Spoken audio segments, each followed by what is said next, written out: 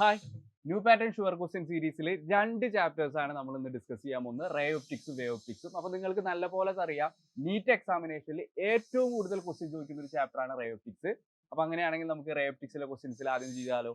Okay, അപ്പോൾ first question ray ഒപ്റ്റിക്സിൽ എന്താണെന്ന് നമുക്ക് നോക്കാം. എന്താ പറയണേ? Consider an equilateral prism, refractive index is √2. ആ പ്രിസത്തിന്റെ റിഫ്രാക്റ്റീവ് ഇൻഡെക്സ് ആണ്. A ray of light is incident on its one surface at a certain angle I. If the emergent ray is found to graze along the other surface, then angle of refraction at the incident surface is close to. അപ്പോൾ എന്താണ് ഇത്തരത്തിലുള്ള ചോദ്യം പറയുന്നത്? അപ്പോൾ ഞാൻ ചോദ്യം ഒന്ന് explain ചെയ്തു തരാം. ശ്രദ്ധിക്കുക, നമ്മുടെ കയ്യിലുള്ളത് ഒരു ഇക്വിലാറ്ററൽ പ്രിസമാണ്. ശ്രദ്ധിക്കുക, അപ്പോൾ നമ്മുടെ കയ്യിലുള്ളത് ഒരു ഇക്വിലാറ്ററൽ പ്രിസമാണ്. അപ്പോൾ ഒരു ഇക്വിലാറ്ററൽ പ്രിസം ഞാൻ വരയ്ക്കുകയാണ്. ഓക്കെ, ഒരു ഇക്വിലാറ്ററൽ പ്രിസം ഞാൻ വരയ്ക്കുകയാണ്. ശ്രദ്ധിക്കുക കേട്ടോ. റൈറ്റ്, അപ്പോൾ ഒരു ഇക്വിലാറ്ററൽ പ്രിസം ഞാൻ വരച്ചിരിക്കുന്നു. ഇനി എന്താ പറയുന്നത്? ഒരു റേ ഓഫ് ലൈറ്റ് ഇതിൽ ഇൻസിഡന്റ് ആവുന്നു. ഈ പ്രിസത്തിന്റെ റിഫ്രാക്റ്റീവ് ഇൻഡെക്സ് തന്നിട്ടുണ്ട് കേട്ടോ. എത്രയാണ്? √2 ആണ്. ഓക്കെ, ഒരു റേ ഓഫ് ലൈറ്റ് ഇതിൽ വന്ന് ഇൻസിഡന്റ് ആവാണ്. ഒരു റേ ഓഫ് ലൈറ്റ് ഇതിൽ വന്ന് ഇൻസിഡന്റ് ആവുന്നു. This is normal to the surface. സർഫസിലേക്ക് ഞാൻ നോർമൽ വരയ്ക്കുന്നു. ഓക്കെ, എന്താ സംഭവിക്കുക? ഇത് ഈ സർഫസിൽ വന്ന് വീഴുമ്പോൾ തന്നെ എന്ത് സംഭവിക്കും? ഉള്ളിലേക്ക് റിഫ്രാക്ട് ചെയ്യും. അങ്ങനെ ഉള്ളിലേക്ക് ഇത് റിഫ്രാക്ട് ചെയ്തു. ഓക്കെ, ഇത് ഉള്ളിലേക്ക് എന്ത് ചെയ്തു? റിഫ്രാക്ട് ചെയ്തു. റൈറ്റ്, ഇന്ന് ഉള്ളിലേക്ക് റിഫ്രാക്ട് ചെയ്ത് അടുത്ത സർഫസിൽ വന്നിരിക്കുകയാണ്. അടുത്ത സർഫസിൽ വന്ന് ഇടിക്കുമ്പോൾ എന്ത് സംഭവിച്ചു? അടുത്ത സർഫസിലേക്കുള്ള നോർമൽ ഞാൻ വരച്ചു. This is the normal to the second surface. Okay, അടുത്ത സർഫസിലേക്കുള്ള നോർമൽ ഞാൻ വരച്ചു. ഇതാണ് അടുത്ത സർഫസിലേക്കുള്ള normal.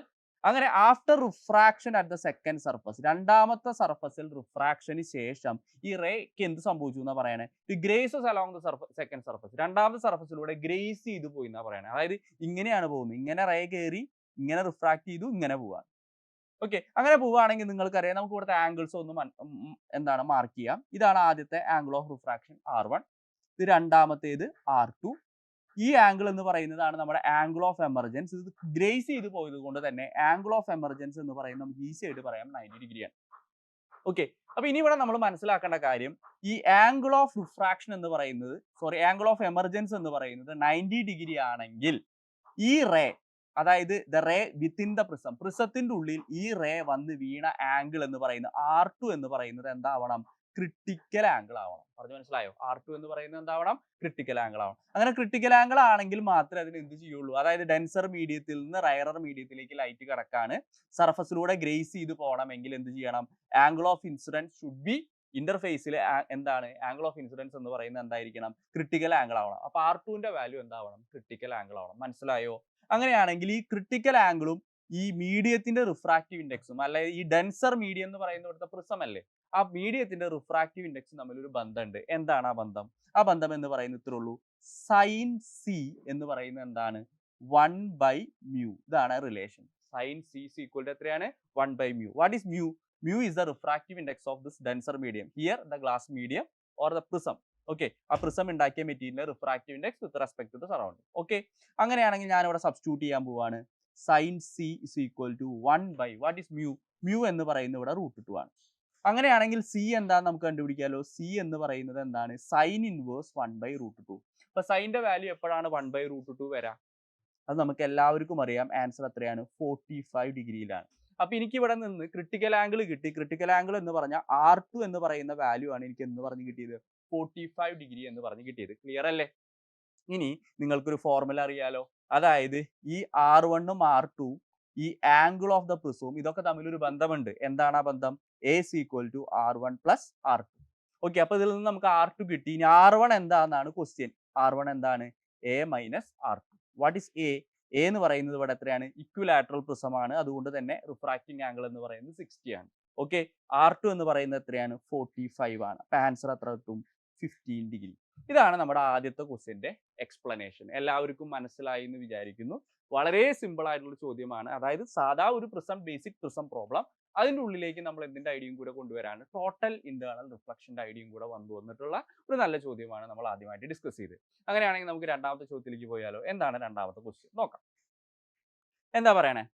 A parallel beam of light travelling in air, refractive index തന്നിട്ടുണ്ട് കേട്ടോ. എയറിന്റെ റിഫ്രാക്റ്റീവ് ഇൻഡെക്സ് 1 ആണ്. Is incident on a convex spherical glass surface. Incident ചെയ്യുന്നത് എവിടെയാണ്? ഒരു കോൺവെക്സ് ആയിട്ടുള്ള സ്പെറിക്കൽ ഗ്ലാസ് സർഫസിലാണ്. ഓക്കെ, സ്പെറിക്കൽ സർഫസ് ഞാൻ മൊത്തമായിട്ട് വരയ്ക്കുന്നില്ല കേട്ടാ. അപ്പോൾ ശ്രദ്ധിക്കുക, ഇതാണ് നമ്മുടെ സ്പെറിക്കൽ ആയിട്ടുള്ള ഗ്ലാസ് സർഫസ്. ഇതാണ് നമ്മുടെ spherical glass surface. Its radius of curvature is given as 15 centimeter and its refractive index is given as 1.5. The ray converges to a point at a distance x from the center of curvature of the spherical surface. Okay, then the value of x is. അപ്പോൾ ഇത് ശ്രദ്ധിക്കുക, ഇതൊന്നുമില്ല, refraction at spherical സർഫസിന്റെ basic idea ആണ്. അതായത് ഇതാണ് നമ്മുടെ spherical surface, ഇതൊരു കോൺവെക്സ് സ്പെറിക്കൽ സർഫസ് ആണെന്ന് പറഞ്ഞിട്ടുണ്ട്. അതുകൊണ്ടാണ് ഞാൻ പടം ഇങ്ങനെ വരച്ചത്. കോൺകേവ് എന്ന് പറയുകയാണെങ്കിൽ ഞാൻ പടം ഇങ്ങനെ വരയ്ക്കേണ്ടി വന്നേനെ. ഓക്കെ, ഇനി ഇതാണ് ആദ്യത്തെ മീഡിയം. ഈ മീഡിയം എയർ മീഡിയം ആണ്. എയർ മീഡിയത്തിലെ റിഫ്രാക്റ്റീവ് ഇൻഡെക്സ് തന്നിട്ടുണ്ട് 1. ഇതാണ് ആ ഗ്ലാസ് സർഫസിന്റെ റിഫ്രാക്റ്റീവ് ഇൻഡെക്സ്, അത് ക്വസ്റ്റ്യനിൽ തന്നെ തന്നിട്ടുണ്ട് 1.5. ഓക്കെ, ഇനി എന്താ സംഭവിക്കുന്നത് ആഫ്റ്റർ റിഫ്രാക്ഷൻ? ഇപ്പൊ ഇതാണ് എന്തെന്ന് പറയുന്നത് centre of curvature. Okay, let this B the centre of curvature. അങ്ങനെയാണെങ്കിൽ ഇവിടെ പ്രിൻസിപ്പൽ ആക്സിസിൽ ഒരു ഒബ്ജക്റ്റ് ഇരിക്കുന്നു എന്ന് വിചാരിക്കാം. ശ്രദ്ധിക്കുക കേട്ടോ, പ്രിൻസിപ്പൽ ആക്സിസിൽ ഒരു ഒബ്ജക്റ്റ് ഇരിക്കുന്നു എന്ന് വിചാരിക്കുന്നു. ഇതാ ഈ ഒബ്ജക്റ്റിൽ നിന്ന് ലൈറ്റ് വരുന്നു. This is normal to the surface. സർഫസിലേക്ക് നോർമൽ വരച്ചു. ആഫ്റ്റർ റിഫ്രാക്ഷൻ, റിഫ്രാക്ഷന് ശേഷം, റിഫ്രാക്ഷൻ അറ്റ് ദി സ്പെറിക്കൽ സർഫസിന് ശേഷം ഇവിടെ ഇമേജ് കിട്ടുന്നു. ഇത് സെന്റർ ഓഫ് കർവേച്ചറിൽ നിന്നും എത്ര അകലത്തിലാണെന്ന് പറയണേ? എക്സ് അകലത്തിലാണെന്നാണ് ക്വസ്റ്റ്യനിൽ പറയുന്നത്. അങ്ങനെയാണെങ്കിൽ എക്സ് എന്താണെന്നാണ് ക്വസ്റ്റ്യൻ. അപ്പൊ എല്ലാവർക്കും എക്സ്പ്ലനേഷൻ മനസ്സിലായല്ലോ. ഓക്കെ, അപ്പൊ നമ്മുടെ ഇവിടെ ഒബ്ജക്റ്റ് ഡിസ്റ്റൻസ് എന്ന് പറയുന്നത് ഇതാണ്. അതിനെ നമ്മൾ എന്തെന്ന് എടുക്കുന്നു? ഓക്കെ, യു എന്ന് എടുക്കുന്നു. യെസ്, ഇതാണ് നമ്മുടെ എന്തെന്ന് പറയുന്നത് ഇമേജ് ഡിസ്റ്റൻസ്. ഇതിനെ ഞാൻ എന്തെന്ന് എടുക്കുന്നു? വി എന്ന് എടുക്കുന്നു. ഓക്കെ, ഇത് ഞാൻ പടം നിങ്ങൾക്ക് മനസ്സിലാവാൻ വേണ്ടി വരച്ചാണ്. ആക്ച്വലി ഇവിടെ എന്താണ് വരുന്ന ബീം എന്ന് പറയുന്നത് എന്താണ്? ഒരു പാരലൽ ബീം ഓഫ് ലൈറ്റ് ആണ്. പാരലൽ ബീം ഓഫ് ലൈറ്റ് എന്ന് പറഞ്ഞാൽ ലൈറ്റ് ബീം വന്ന് വീഴുന്നത് ഇങ്ങനെയാണ്, പാരലലി ആണ് വന്ന് വീഴുന്നത്. Got it? അപ്പൊ യുനെ നിങ്ങൾക്ക് എന്തെന്ന് എടുക്കാം? യു എന്ന് പറയുന്നത് നിങ്ങൾക്ക് എന്തെന്ന് എടുക്കാം? ഇൻഫിനിറ്റി എടുക്കാം. ഓക്കെ, ഒരു കോൺവെക്സ് മിറർ ആണ്. അതുകൊണ്ട് തന്നെ ആർ എന്ന് പറയുന്നത് എന്താണ്? ആർ റേഡിയസ് ഓഫ് കർവേച്ചർ എന്ന് പറയുന്നത് എത്രയാണ്? +50 സെന്റിമീറ്റർ ആണ്. സൈൻ കൺവെൻഷൻ അപ്ലൈ ചെയ്യണം കേട്ടോ. ഇനി എക്സ് അറിയണമെങ്കിൽ നമ്മൾ ആദ്യം എന്ത് കണ്ടുപിടിക്കണം? വി കണ്ടുപിടിക്കണം. ഇതിന് ഏത് ഫോർമുലയാണ് നമ്മൾ ബേസിക്കലി യൂസ് ചെയ്യേണ്ടത്? റിഫ്രാക്ഷൻ അറ്റ് സ്പെറിക്കൽ സർഫസിന്റെ ഫോർമുല. അതെന്താണ്? നിങ്ങൾക്ക് എല്ലാവർക്കും അറിയാം. N2/V - N1/U = N2 - N1/R. This is the formula. ശരിയല്ലേ? ഈ ഫോർമുല എല്ലാവർക്കും അറിയാലോ. ഇതാണ് നമ്മുടെ ഇവിടുത്തെ ഗവേണിംഗ് ഇക്വേഷൻ. യെസ്, അങ്ങനെയാണെങ്കിൽ നിങ്ങൾ ശ്രദ്ധിച്ചേ, N2 ഇവിടെ എത്രയാണ്? രണ്ടാമത്തെ മീഡിയത്തിന്റെ റിഫ്രാക്റ്റീവ് ഇൻഡെക്സ്. അതായത് റിഫ്രാക്ഷൻ സംഭവിക്കുന്നത് ഗ്ലാസ് മീഡിയത്തിലേക്കാണ്. അതിന്റെ റിഫ്രാക്റ്റീവ് ഇൻഡെക്സ് എത്രയാണ്? 1.5 / V എനിക്കറിയാൻ പാടില്ല, അതാണ് ഞാൻ കണ്ടുപിടിക്കാൻ പോകുന്നത്. മൈനസ് N1 എന്താണ്? ആദ്യത്തെ മീഡിയത്തിന്റെ റിഫ്രാക്റ്റീവ് ഇൻഡെക്സ്, ലൈറ്റ് വരുന്ന മീഡിയത്തിന്റെ റിഫ്രാക്റ്റീവ് ഇൻഡെക്സ്, അത് 1 ആണ്. യു നമ്മൾ എന്തെന്നിടുന്നു? ഇൻഫിനിറ്റി ഇടുന്നു. Because parallel beam light comes from infinity. Okay, then N2 - N1 1.5 - 1 / radius of curvature എത്രയാണ്? 50. ഓക്കെ, അങ്ങനെയാണെങ്കിൽ നമുക്ക് ചെയ്ത് കഴിഞ്ഞിട്ടുണ്ടെങ്കിൽ നമുക്ക് എന്ത് കിട്ടും? 1.5 / V = ഇത് എത്ര വരാം? 0.5 / 50. അപ്പൊ ഇതിനെ നമുക്ക് എങ്ങനെ എഴുതാം? ഇത് സോൾവ് ചെയ്യാൻ വേണ്ടിയിട്ട് ഞാൻ ഒരു എളുപ്പ വഴി പറഞ്ഞുതരാം. 1.5നെ നമ്മൾ എന്ത് എഴുതാം? 3/2 എന്ന് എഴുതാം. അപ്പൊ 3/2/V = എത്രയാണ്? 0.5നെ 1/2 എന്ന് എഴുതാം, 50. അപ്പൊ വി എത്രയായിരിക്കും? അപ്പൊ വി എന്താ നമുക്ക് എളുപ്പത്തിൽ നിന്ന് കണ്ടുപിടിക്കാം. What is V? വി എന്ന് പറയുന്നത് എത്രയാണ്? വി എന്ന് പറയുന്നത് 50 × 3/2 / 1/2. ശരിയല്ലേ? 50 × 3/2 / 1/2. ഈ 2ഉം 2ഉം കട്ടായി പോയി. നമുക്ക് ആൻസർ എന്ന് പറഞ്ഞ് കിട്ടും 150 സെന്റിമീറ്റർ എന്ന് പറഞ്ഞ് കിട്ടും. അപ്പൊ 150 സെന്റിമീറ്റർ എന്ന് പറഞ്ഞാൽ എന്താ? ഇതല്ലേ നമ്മുടെ പോള്. ഇവിടെ നിന്ന് ഇങ്ങോട്ടേക്കുള്ള ദൂരമാണ് എന്ന് പറയുന്നത് 150 സെന്റിമീറ്റർ. നമ്മുടെ അടുത്ത് ചോദിച്ചിരിക്കുന്നത് സെന്റർ ഓഫ് കർവേച്ചറിൽ നിന്ന് എത്ര ദൂരമാണ് ഇമേജിലേക്കുള്ളതാണ്. അപ്പൊ അത് എത്രയായിരിക്കും? പോളിൽ നിന്ന് ഇവിടേക്കുള്ള ദൂരം 150 ആണ്. ഓക്കെ, സെന്റർ ഓഫ് കർവേച്ചർ വരെയുള്ള ദൂരം എത്രയാണ്? 50 ആണ്. അങ്ങനെയാണെങ്കിൽ what is this remaining distance? ഈ റിമൈനിങ് ഡിസ്റ്റൻസ് നിങ്ങൾ തന്നെ പറഞ്ഞോളൂ. എന്താണ് റിമൈനിങ് ഡിസ്റ്റൻസ്? റിമൈനിങ് ഡിസ്റ്റൻസിന്റെ വാല്യൂ എത്രയാണ്? 100 സെന്റിമീറ്റർ ആണ് വരെ. Got it? അപ്പൊ ഈ ചോദ്യം എല്ലാവർക്കും എങ്ങനെയാണ് ഞാൻ എക്സ്പ്ലെയിൻ ചെയ്തതെന്ന് മനസ്സിലായല്ലോ. Okay, right. അപ്പോൾ അതാണ് നമ്മൾ രണ്ടാമത്തെ ക്വസ്റ്റ്യൻ. യെസ്, അപ്പോൾ ഈ ഫോർമുല എപ്പോഴും നമുക്ക് യൂസ് ചെയ്യേണ്ടി വരുന്ന ഒരു ഫോർമുലയാണ്. റിഫ്രാക്ഷൻ അറ്റ് സ്പെറിക്കൽ സർഫസിന്റെ ഐഡിയ ആണ്. Okay, or refraction at curved സർഫസിന്റെ ഐഡിയ ആണ്. ഇവിടെ സ്പെറിക്കൽ സർഫസ് എന്ന് എടുത്തു പറഞ്ഞിരിക്കുന്നു, അത്രേ ഉള്ളൂ. ഓക്കെ, അങ്ങനെയാണെങ്കിൽ നമുക്ക് അടുത്ത ചോദ്യത്തിലേക്ക് പോയാലോ. നെക്സ്റ്റ് ക്വസ്റ്റ്യൻ എന്താണ്? നെക്സ്റ്റ് ക്വസ്റ്റ്യൻ പറയുന്നത്, ക്വസ്റ്റ്യൻ ശ്രദ്ധിക്കുക. 2 identical objects, രണ്ട് identical objects ഉണ്ട്, are placed in front of a convex mirror and a concave mirror having radii of curvature 12 centimeter at the same distance 18 centimeter from the respective mirrors. അപ്പോൾ ശ്രദ്ധിക്കുക, രണ്ട് different mirrors ഉണ്ട്. പറഞ്ഞ് മനസ്സിലാക്കുക. ആദ്യത്തെ mirror എന്ന് പറയുന്നത് നിങ്ങൾ നോക്കിയേ, ആദ്യത്തെ മിറർ ഏതാ? നോക്കിയേ മക്കളെ, ആദ്യത്തെ മിറർ ഏതാ? ആദ്യത്തെ മിറർ എന്ന് പറയുന്നത് ഒരു കോൺവെക്സ് മിറർ ആണ്. രണ്ടാമത്തെ മിറർ എന്ന് പറയുന്നത് ഒരു കോൺകേവ് മിറർ ആണ്. രണ്ടിന്റെ റേഡിയസ് ഓഫ് കർവേച്ചർ തന്നിട്ടുണ്ട് 12 സെന്റിമീറ്റർ ആണ്. ഇനി ടു ഐഡന്റിക്കൽ ഒബ്ജക്ട്സ്, ഐഡന്റിക്കൽ ആയിട്ടുള്ള രണ്ട് ഒബ്ജക്ട്സിനെ കോൺവെക്സ് മിററിൽ നിന്നും 18 സെന്റിമീറ്റർ അകലത്തിലാണ് വെച്ചിരിക്കുന്നത്. കോൺകേവ് മിററിൽ നിന്നും 18 സെന്റിമീറ്റർ അകലത്തിലാണ് വെച്ചത്. അപ്പോൾ രണ്ട് ഡിഫറെന്റ് കേസ് ആണ്. പറഞ്ഞ് മനസ്സിലായി? അല്ലാതെ രണ്ട് മിററുകൾക്കിടയിൽ ഒബ്ജക്റ്റിനെ കൊണ്ടുവയ്ക്കുന്ന കേസ് അല്ല കേട്ടോ. These are two different cases. ആദ്യത്തെ കേസിൽ we have a convex mirror. നമ്മുടെ കയ്യിലുള്ളത് ഒരു കോൺവെക്സ് മിറർ ആണ്. Its radius of curvature is 12 centimetre. അതിൽ നിന്നും 18 സെന്റിമീറ്റർ അകലത്തിൽ ഞാൻ ഒരു ഒബ്ജക്റ്റിനെ വെച്ചിരിക്കുന്നു. ഓക്കെ. രണ്ടാമത്തെ സിറ്റുവേഷനിൽ എന്താ പറയണേ? ഒരു കോൺകേവ് മിറർ ഉണ്ട്. അതിന്റെ റേഡിയസ് ഓഫ് കർവേച്ചർ 12 സെന്റിമീറ്റർ ആണ്. അതിൽ നിന്നും എന്ത് ചെയ്യാണ്? 18 സെന്റിമീറ്റർ അകലത്തിൽ നേരത്തെ വെച്ചതിനോട് ഐഡന്റിക്കൽ ആയിട്ടുള്ള ഒരു ഒബ്ജക്റ്റിനെ വെച്ചിരിക്കുന്നു. ഓക്കെ, ഐഡിയ പറഞ്ഞ് മനസ്സിലായല്ലോ. അങ്ങനെയാണെങ്കിൽ the ratio of sizes of image formed by the convex mirror and by the concave mirror. അപ്പോൾ ഇങ്ങനത്തെ സിറ്റുവേഷൻ വരുമ്പോൾ നിങ്ങൾ മനസ്സിലാക്കേണ്ട കാര്യം, ആദ്യത്തെ കേസ് അപ്പോൾ ഇമേജിന്റെ സൈസിന്റെ റേഷ്യോ ആണ്, അതായത് മാഗ്നിഫിക്കേഷന്റെ റേഷ്യോ എടുത്താൽ പോരെ. ഓക്കെ, അപ്പോൾ കോൺവെക്സ് ആദ്യം നമ്മുടെ കയ്യിലുള്ളത് എന്താണ്? കോൺവെക്സ് മിറർ ആണ്. അപ്പോൾ ഡാറ്റ ഞാൻ എഴുതാം, മനസ്സിലാക്കുക. ഇറ്റ്സ് വെരി സിമ്പിൾ, വളരെ സിമ്പിൾ ആയിട്ടുള്ള ഒരു ഐഡിയ ആണ്. ഓക്കെ, ഡാറ്റ ഞാൻ പറയുന്നത് ശ്രദ്ധിക്കുക. അതായത് ഇതാണ് നമ്മുടെ എന്ന് പറയുന്നത് കോൺവെക്സ് മിറർ. ഓക്കെ, ഈ കോൺവെക്സ് മിററിന്റെ എന്താ തന്നേക്കണേ? റേഡിയസ് ഓഫ് കർവേച്ചർ തന്നിട്ടുണ്ട്. അപ്പൊ റേഡിയസ് ഓഫ് കർവേച്ചർ എത്രയാ? It's radius of curvature is +12 centimetre. Convex mirror ആണ്. ഓക്കെ, അപ്പൊ അതിന്റെ ഫോക്കൽ ലെങ്ത് എത്രയായിരിക്കും? +6 സെന്റിമീറ്റർ. ക്ലിയർ? ഓക്കെ, ഒബ്ജക്റ്റിനെ വെച്ചിരിക്കുന്നത് എവിടെയാണ്? ഒബ്ജക്റ്റ് ഇരിക്കുന്നത് 18 സെന്റിമീറ്റർ ഇൻ ഫ്രണ്ട് ആണ്. അതുകൊണ്ട് തന്നെ അതെന്തായിരിക്കും? -18 സെന്റിമീറ്റർ. Got it? അപ്പൊ ഐഡിയ എല്ലാവർക്കും മനസ്സിലായല്ലോ. അപ്പൊ ഇത് കോൺവെക്സ് മിറർ ആണ്. റൈറ്റ്. അങ്ങനെയാണെങ്കിൽ ഇതിന്റെ മാഗ്നിഫിക്കേഷൻ കാണാൻ ഏത് ഫോർമുല, എന്തൊക്കെ ഡാറ്റയാണ് നിങ്ങളുടെ കയ്യിൽ അവൈലബിൾ ആയിട്ടുള്ളത്? ഇതറിയാലോ. റേഡിയസ് ഓഫ് കർവേച്ചറിന്റെ പകുതിയാണ് ഫോക്കൽ ലെങ്ത് അറിയാലോ. അപ്പൊ നമുക്ക് തന്നിരിക്കുന്നത് രണ്ട് ഐഡിയാസ് ആണ്. ഒന്ന് ഫോക്കൽ ലെങ്ത് തന്നിട്ടുണ്ട്, യു അറിയുന്നത്. അപ്പൊ സാധാരണഗതിയിൽ മാഗ്നിഫിക്കേഷൻ നമ്മൾ 3 ഫോർമുലകളാണ് പറയുക. അതിൽ ജനറൽ ഫോർമുല എന്ന് പറയുന്നത് case of mirror is -v/u. ശരിയല്ലേ? ഓക്കെ, അപ്പൊ ഇവിടത്തെ സിറ്റുവേഷനിൽ ഈ ഫോർമുല കണ്ടുപിടിക്കണമെങ്കിൽ നമ്മൾ വിയും യു ഒക്കെ കണ്ടുപിടിക്കണം. അതിനൊന്നും നിൽക്കണ്ട, നിങ്ങളുടെ കയ്യിൽ ജനറൽ ഫോർമുല ഉണ്ടാവും. മിററിൽ എഫും യുവും അറിയാമെങ്കിൽ മാഗ്നിഫിക്കേഷൻ കണ്ടുപിടിക്കാനുള്ള ഇക്വേഷൻ എന്താ? f/f-u. Okay, you just apply. ആദ്യത്തെ സിറ്റുവേഷൻ ആയതുകൊണ്ട് ഞാൻ അതിനെ എന്തെന്ന് എഴുതുന്നു? m1 എന്ന് എഴുതുന്നു. So m1 will be equal to what is F? എഫിന്റെ വാല്യൂ ഇവിടെ പ്ലസ് ആണ്, അപ്പൊ +6. എഫിന്റെ വാല്യൂ ഇവിടെ 6 ആണ്, അപ്പൊ +6 /+6 മൈനസ് യു മൈനസ് ആണ്, അപ്പൊ മൈനസ് ഓഫ് മൈനസ് എന്ത് വരും? +1. അപ്പൊ ഇവിടെ എന്ത് വരും? 6/24. ശരിയല്ലേ? അപ്പൊ ആദ്യത്തെ സിറ്റുവേഷനിൽ magnification is 1/4. Got it? This is the first condition.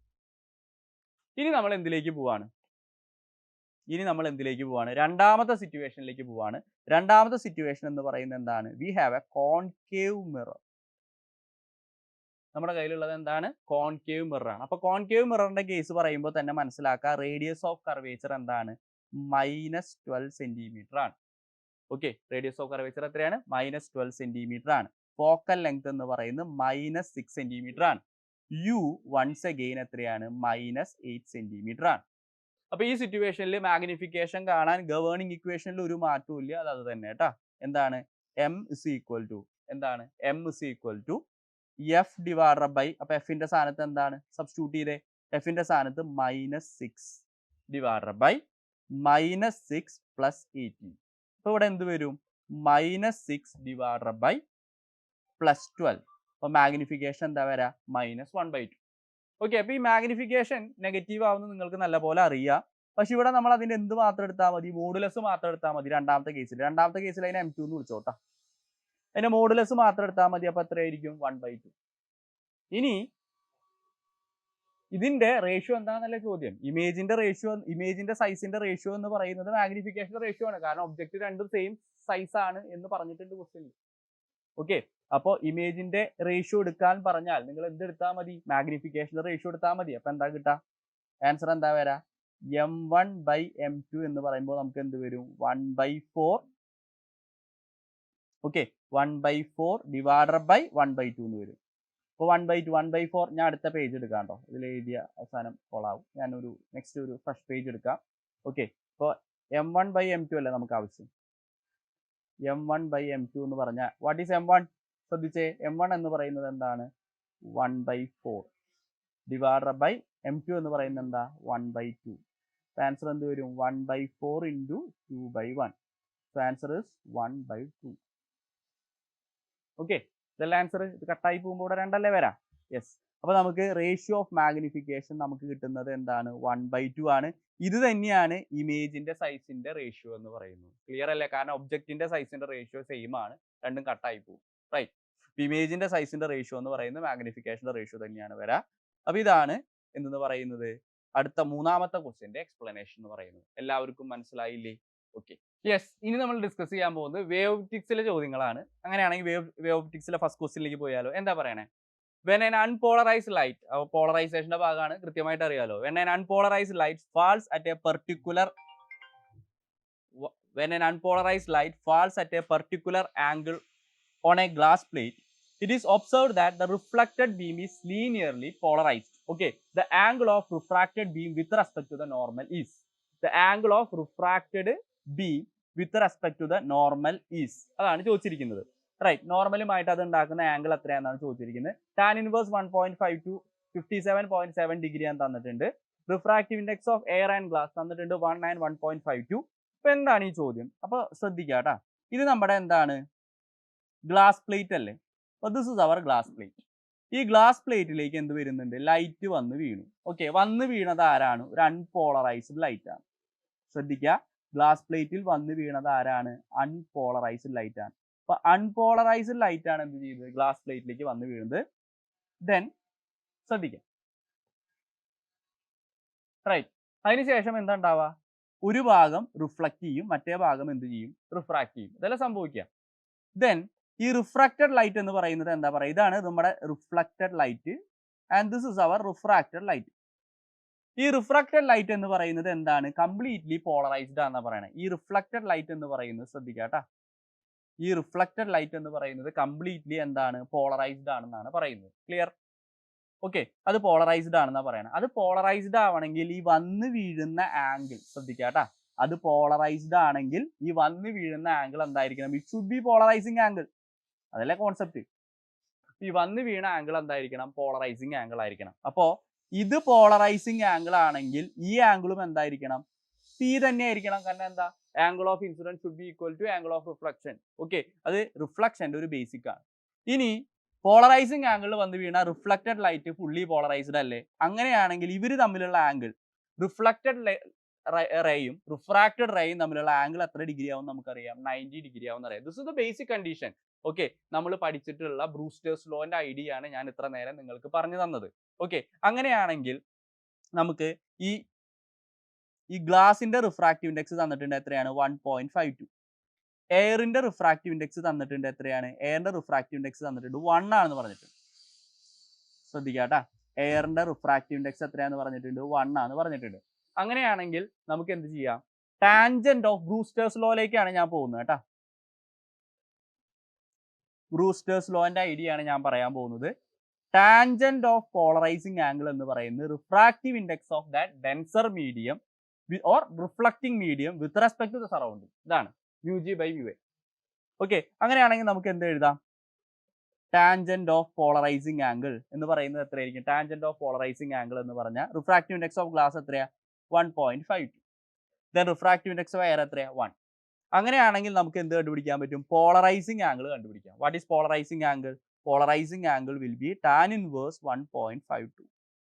ശരിയല്ലേ? ഇതിന്റെ വാല്യൂ ക്വസ്റ്റ്യനിൽ തന്നിട്ടുണ്ട്. അത് എത്രയാണ്? 57.7 ഡിഗ്രി. ക്ലിയർ അല്ലേ? അപ്പൊ ബ്രൂസ്റ്റേഴ്സ് ലോന്റെ ഐഡിയ വെച്ചിട്ട് ഞാൻ എന്ത് കണ്ടുപിടിച്ചു? ഈ പി കണ്ടുപിടിച്ചു. ക്ലിയർ? ഇനി നമ്മുടെ ചോദ്യം എന്താണ്? What is the angle of refraction എന്നാണ് ചോദ്യം. 6 കണ്ടുപിടിക്കാനാണ് ചോദ്യം. പറഞ്ഞു മനസ്സിലായോ? ആംഗിൾ ഓഫ് റിഫ്രാക്ഷൻ എന്താണ് ചോദ്യം. അപ്പൊ നിങ്ങൾ നോക്കിയേ, ഇത് 90 ഡിഗ്രി പോയില്ലേ?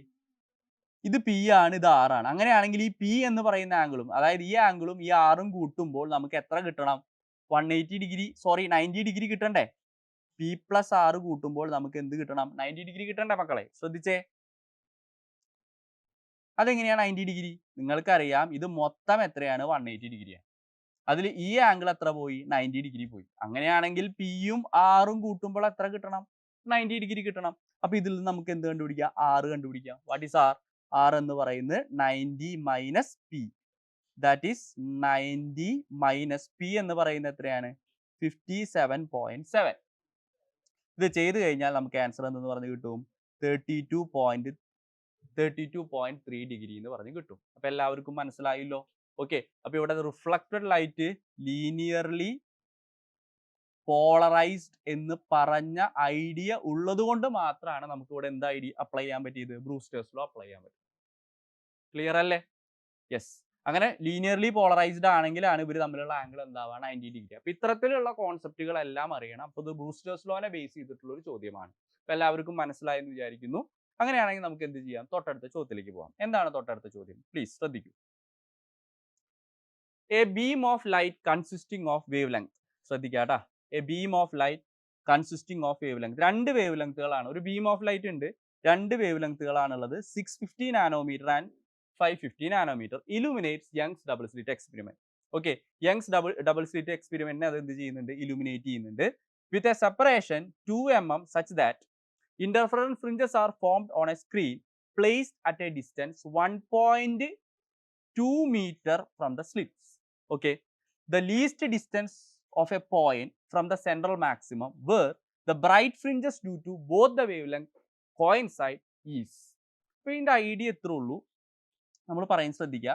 നിങ്ങൾ ഒരു യങ്സ് ഡബിൾ സ്ലിറ്റ് എക്സ്പെരിമെന്റ് മനസ്സിൽ കാണാം അല്ലേ? Young's double slit experiment. Okay. ഇതാണ് യങ്ങിന്റെ double slit experiment. This is our slit 1. ഇതാണ് നമ്മുടെ സ്ലിറ്റ് 2. ഈ സ്ലിറ്റുകൾ തമ്മിലുള്ള അകലമൊക്കെ ക്വസ്റ്റ്യനിൽ പറഞ്ഞിട്ടുണ്ട്. എത്രയാണ് സ്ലിറ്റുകൾ തമ്മിലുള്ള അകലം? ശ്രദ്ധിച്ചേ. സ്ലിറ്റുകൾ തമ്മിലുള്ള അകലം തന്നിട്ടുണ്ട് ക്വസ്റ്റ്യനിൽ 2 mm എന്ന് പറഞ്ഞ് തന്നിട്ടുണ്ട്. സ്ലിറ്റുകൾ തമ്മിലുള്ള അകലം. സ്ലിറ്റും സ്ക്രീനും തമ്മിലുള്ള അകലം 1.2 മീറ്റർ എന്നും പറഞ്ഞിട്ടുണ്ട്. ഓക്കെ. ഇനി നിങ്ങൾ മനസ്സിലാക്കേണ്ട കാര്യം, ഈ സ്ലിറ്റ്സ് ഞാനൊരു സിംഗിൾ വേവ് ലെങ്ത് വെച്ചിട്ടല്ല ഇലുമിനേറ്റ് ചെയ്യുന്നത്. ഇത് ആദ്യത്തെ സ്ലിറ്റിലും രണ്ട് വേവ് ലെങ്ത്തുകൾ ഇലുമിനേറ്റ് ആണ്. λ1 λ2. രണ്ടാമത്തെ സ്ലിറ്റിലും രണ്ട് വേവ് ലെങ്ത്തുകൾ വെച്ചിട്ട് ഞാൻ ഇലുമിനേറ്റ് ചെയ്തത്. പറഞ്ഞു മനസ്സിലായോ? അപ്പോൾ ഈ slits are illuminated by 2 wavelength. സാധാരണഗതിയിൽ എന്ത് ചെയ്യാണ്? ഒരു വേവ് ലെങ്തേ നമ്മൾ യൂസ് ചെയ്യുള്ളൂ. അതിന് പകരം രണ്ട് വേവ് ലെങ്ത് വെച്ച് സ്ലിറ്റുകളെ നമ്മൾ എന്ത് ചെയ്യാണ്? ഇലുമിനേറ്റ് ചെയ്യാണ്. മനസ്സിലാക്കുക. ഇതിനെ λ1ഉം ഇത് λ2ഉം വെച്ചിട്ട് ഇലുമിനേറ്റ് ചെയ്താൽ നമുക്ക് ഒരിക്കലും ഇന്റർഫറൻസ് പാറ്റേൺ കിട്ടില്ല. അപ്പോൾ അതല്ല കേട്ടോ കോൺസെപ്റ്റ്. S1ലും ഈ രണ്ട് വേവ് ലെങ്ത്തുകൾ ഇലുമിനേറ്റ് ആവുന്നുണ്ട്. S2ലും ഈ രണ്ട് വേവ് ലെങ്ത്തുകൾ ഇലുമിനേറ്റ് ആണ്. അപ്പോൾ എന്താ ഉണ്ടാവുക? There will be an overlapping of interference pattern. അതായത് λ1 will produce its own interference pattern. λ2 will also produce its own interference pattern. അപ്പോൾ നമ്മുടെ സ്ക്രീന് നമ്മൾ എടുത്തു കഴിഞ്ഞാൽ സെന്ററിൽ എല്ലായ്പ്പോഴും ബ്രൈറ്റ് ആയിരിക്കില്ല, അറിയാലോ. ബട്ട് ഈ ഡിഫറെന്റ് വേവ് ലെങ്ത്തുകളുടെ ഇന്റർഫറൻസ് പാറ്റേണുകൾ തമ്മിൽ പരസ്പരം എന്ത് ചെയ്യപ്പെടും? ഓവർലാപ്പ് ചെയ്യപ്പെടും. അങ്ങനെ ഞാൻ സ്ക്രീനിൽ ഒരു പർട്ടിക്കുലർ പോയിന്റ് എടുത്തു. ശ്രദ്ധിക്കാട്ടാ. ഞാൻ സ്ക്രീനിൽ ഒരു പർട്ടിക്കുലർ പോയിന്റ് എടുത്തു. ഈ പോയിന്റിനെ തൽക്കാലം ഞാൻ P എന്ന് വിളിക്കാം. ഈ പോയിന്റിൽ λ1 വേവ് ലെങ്ത് ഉള്ള ആളുടെ n1th ബ്രൈറ്റ് ബാൻഡും, ശ്രദ്ധിക്കാട്ടാ, λ1 വേവ് ലെങ്ത് ഉള്ള ആളുടെ, λ1 എന്ന് പറഞ്ഞാൽ നമ്മുടെ 650 നാനോമീറ്റർ വേവ് ലെങ്ത് ഉള്ള ആളുടെ n1th bright, that is A number, പറഞ്ഞു മനസ്സിലായി, n1th ബ്രൈറ്റ് ബാൻഡും λ2 വേവ് ലെങ്ത് ഉള്ള ആളുടെ n2th ബ്രൈറ്റ് ബാൻഡും തമ്മിൽ എന്ത് ചെയ്യാണ്? ഓവർലാപ്പ് ചെയ്യാണ്. പറഞ്ഞു കഴിഞ്ഞപ്പോൾ എത്ര പറഞ്ഞാൽ 5 മാറും, അങ്ങനെ 10ഉം 11 അങ്ങനെ ഓവർലാപ്പ് ചെയ്യാണ്. അപ്പൊ 650ന്റെ n1th ബ്രൈറ്റ് ബാൻഡും 550ന്റെ n2th ബ്രൈറ്റ് ബാൻഡും ഈ പോയിന്റിൽ നമ്മൾ എന്ത് ചെയ്യാണ്? ഓവർലാപ്പ് ചെയ്യാണ്. ഈ ദൂരത്തെ ഞാൻ എന്തെന്ന് പറഞ്ഞെടുക്കുകയാണ്? എക്സ് എന്ന് പറഞ്ഞെടുക്കുക. എക്സ് ഓർ വൈ നിങ്ങൾക്ക് എങ്ങനെ വേണമെങ്കിൽ എടുക്കാം. നിങ്ങളിപ്പോൾ എക്സ് എടുക്കണ്ട, വെർട്ടിക്കൽ ഡിസ്റ്റൻസ് ആയതുകൊണ്ട് വൈ എന്നാണ് നിങ്ങൾ പഠിച്ചെങ്കിൽ വൈ തന്നെ എടുത്തു. അങ്ങനെ this is the condition of overlapping. പറഞ്ഞു മനസ്സിലായോ? അപ്പോൾ രണ്ടുപേരും അവരുടെ ഇന്റർഫറൻസ് പാറ്റേൺ സെപ്പറേറ്റ്ലി ഫോം ചെയ്തിട്ട് അവർ തമ്മിൽ ഓവർലാപ്പ് ചെയ്യാണ്. അപ്പോൾ ഇവിടെ ഒരാളുടെ n1th ബ്രൈറ്റും മറ്റാളുടെ n2th ബ്രൈറ്റും എന്ത് ചെയ്യുന്നു? ഓവർലാപ്പ് ചെയ്യും. ഇതിനൊരു കണ്ടീഷൻ നമ്മൾ പഠിക്കുന്നുണ്ട്. ആ കണ്ടീഷൻ നിങ്ങൾ ബൈ ഹാർട്ട് പഠിച്ചേ പറ്റുള്ളൂ. In the case of overlapping സംഭവിക്കുകയാണെങ്കിൽ എന്താണ് കണ്ടീഷൻ? ഓവർലാപ്പിംഗ് എന്ന് പറയുന്ന ഒരു സ്പെഷ്യൽ കേസ് ആണിത്. അപ്പോൾ ഓവർലാപ്പിംഗ് വരാണെങ്കിൽ അതിനൊരു കണ്ടീഷൻ ഉണ്ട്. n1 λ1 will be equal to n2 λ2. This is the condition. ഈ കണ്ടീഷൻ പഠിച്ചാൽ ഇനി 2 സ്റ്റെപ്പിൽ ക്വസ്റ്റ്യൻ സോൾവ് ആവും കേട്ടോ. നോക്കാം നമുക്ക് എന്താണ് n1/n2 എന്ന് പറയുന്ന അപ്പോൾ എന്തായിരിക്കും? It will be λ2 by λ1. What is λ2? λ2 എന്ന് പറയുന്നത് 550 നാനോമീറ്റർ. ഇത് എത്രയാ? 650 നാനോമീറ്റർ. കട്ടായിപ്പോയി. 5 പോവില്ലേ? ഇതിൽ 11 പ്രാവശ്യവും ഇതിൽ 13 പ്രാവശ്യം. അതിൻ്റെ ഐഡിയ എന്താ? ഇനി നിങ്ങൾ പറ, അതിൻ്റെ ഐഡിയ എന്താ? അതായത് ആദ്യത്തെ വേവ് ലെങ്ത്, അതായത് 650, ഞാൻ പറയുന്ന ഐഡിയ ശ്രദ്ധിച്ചോളൂ കേട്ടോ. 650 നാനോമീറ്റർ ഉള്ള ആളുടെ 11ാമത്തെ ബ്രൈറ്റ് ബാൻഡും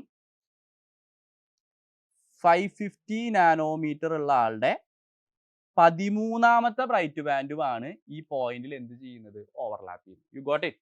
ഞാൻ പറഞ്ഞു മനസ്സിലായോ? 650 നാനോമീറ്റർ ഉള്ള ആളുടെ 11ാമത്തെ ബ്രൈറ്റ് ബാൻഡാണ് ഈ പോയിന്റിൽ വരുന്നതെങ്കിൽ 550 നാനോമീറ്റർ ഉള്ള ആളുടെ 13ാമത്തെ ബ്രൈറ്റ് ബാൻഡാണ് അവിടെ എന്ത് ചെയ്യുന്നത് ഉള്ളത്. ഇവർ തമ്മിലാണ് എന്ത് ചെയ്യുന്നത്? ഓവർലാപ്പിംഗ് നടക്കുന്നത്. അങ്ങനെയാണെങ്കിൽ ഇവിടേക്കുള്ള ദൂരം എങ്ങനെ കണ്ടുപിടിക്കും? അതിന് നമ്മുടെ കയ്യിൽ ഫോർമുല ഉണ്ടല്ലോ, distance to the nth bright band. ശ്രദ്ധിക്കൂ കേട്ടോ, distance to the nth bright band. nth bright ബാൻഡിന്റെ കണ്ടീഷൻ ആണുള്ളത്. Distance to the nth bright band കാണാൻ നമ്മുടെ കയ്യിൽ ഫോർമുല ഉണ്ട്. It is n λd/d. Okay, ഇതാണ് ജനറൽ ഫോർമുല. അപ്പോൾ ഇവിടുത്തെ കേസിൽ എന്തായിരിക്കും? yn will be equal to n1 λ1 d/d. ഇങ്ങനെ എഴുതണം കേട്ടോ. അല്ലെങ്കിൽ നിങ്ങൾക്ക് ഇങ്ങനെ എഴുതാം കേട്ടോ, ഒരു കുഴപ്പമില്ല. n2 λ2 d/d ഇങ്ങനെ എഴുതിയാലും പ്രശ്നമില്ല കേട്ടോ. ഓക്കെ, അപ്പോൾ നമുക്ക് സബ്സ്റ്റിറ്റ്യൂട്ട് ചെയ്ത് നോക്കിയാലോ. അപ്പോൾ yn will be equal to എന്താണ്? n1 11. അതിന്റെ കറസ്പോണ്ടിങ് വേവ് ലെങ്ത് എത്രയാണ്? 650 × 10⁻⁻9 ഇൻറ്റു d എത്ര?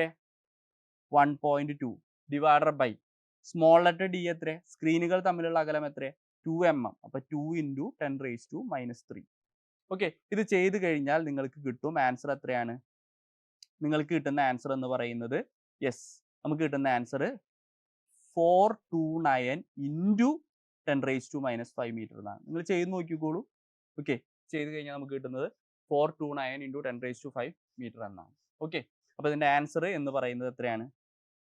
429 ആണ് ഇതിൻ്റെ ആൻസർ എന്ന് പറയുന്നത്. അപ്പോൾ എല്ലാവർക്കും ഓവർലാപ്പിങ്ങിൻ്റെ ഐഡിയ മനസ്സിലായെന്ന് വിചാരിക്കുന്നു. റൈറ്റ്, അടുത്തൊരു ക്ലാസ്സിൽ കാണാം. Okay, thank you.